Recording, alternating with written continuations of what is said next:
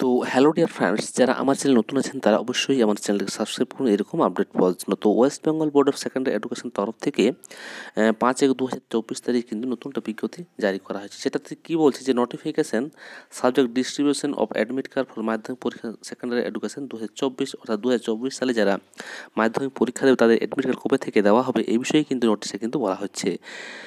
This is for information to all heads of 10th class high school recognized by the board.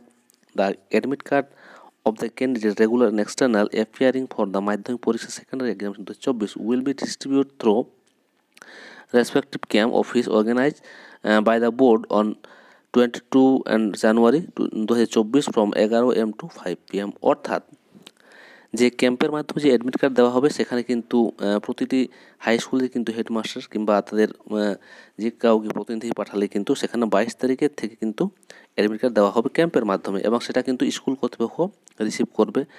তারপর যে বিষয় বলছে, the head of the institution or his her authorize respective cell collect admit card from the respective camp office.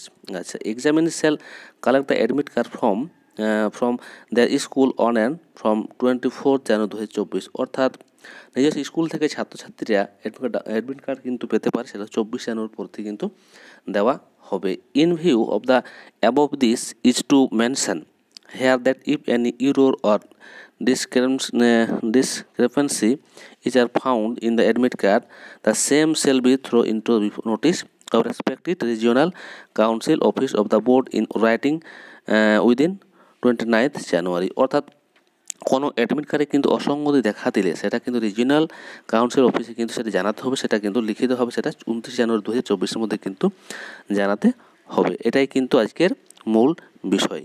আর যেটা বিষয় হচ্ছে, যেটা হচ্ছে camp office, যেটা চেঞ্জ হয়েছে, এটা হুগলি সদরে যেটা ছিল সেটা ওল্ড ভেন্যু ছিল মেরাবার রামকৃষ্ণ শিক্ষা নিকেতন।